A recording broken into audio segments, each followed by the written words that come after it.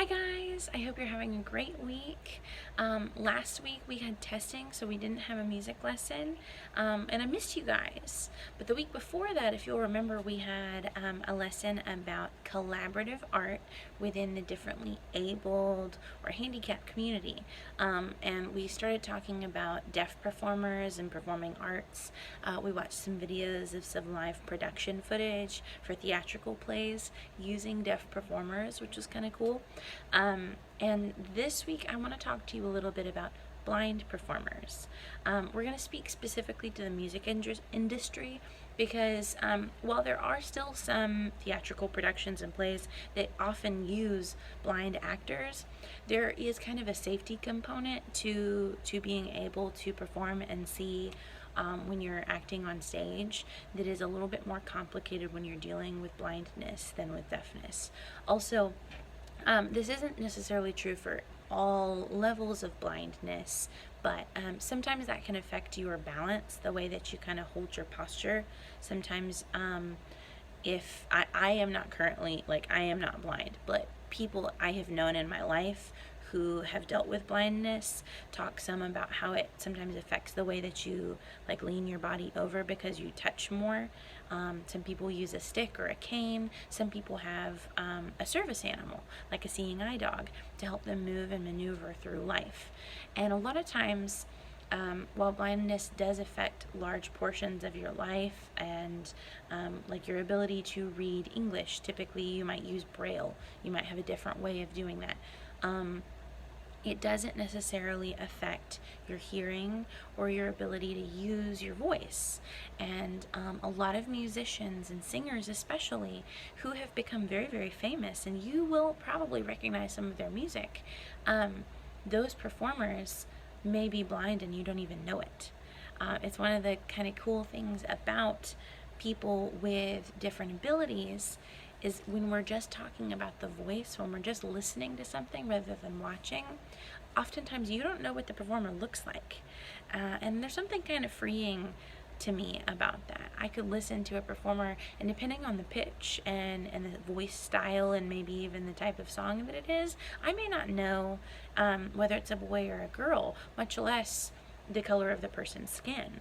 And any other abilities that they may or may not possess, which is kind of cool to me, because music is kind of this collaborative art. It's this thing that we can do no matter what our abilities outside of that specific skill are. So I just kind of love that. And so today we're going to talk about two musicians who have been or are living within our and my lifetime. The first one we're going to discuss is Ray Charles, who's a blind musician.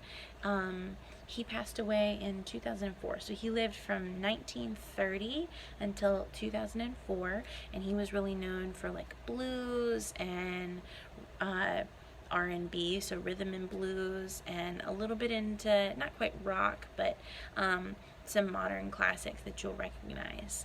And he was instrumental in kind of normalizing this style of performance. He was known for wearing sunglasses on stage.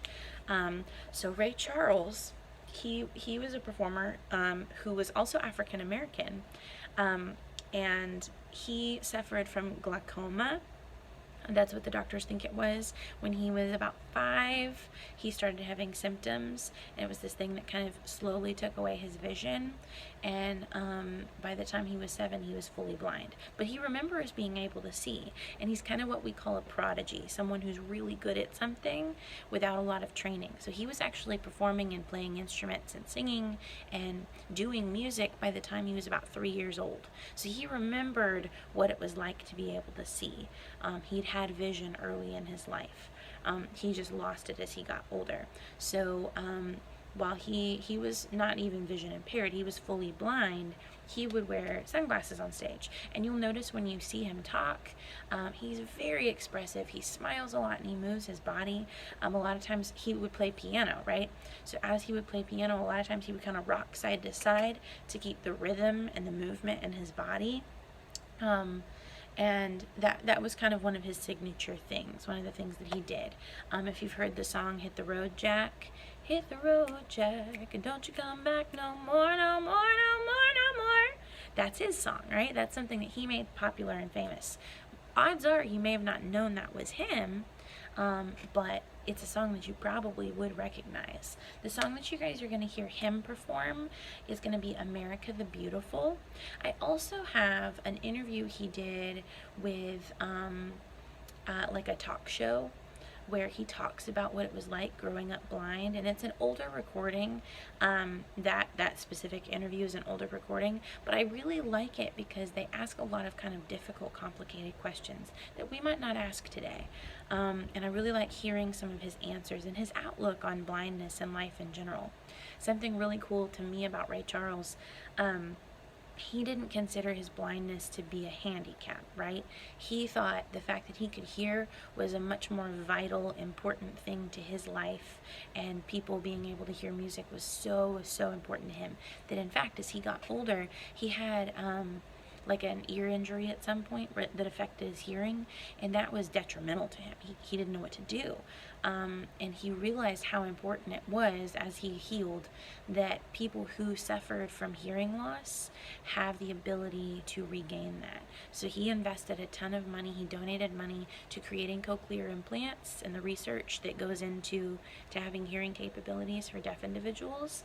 And he also funded hearing aids for people who couldn't afford them. He would do that anonymously. So without anyone knowing, he would just buy them hearing aids, which was really kind of cool. So you're going to watch him perform America the Beautiful. I think it's at the World Series, so it's at a big baseball game. It's just cool to see. And then our second performer you're going to hear about and watch is Stevie Wonder.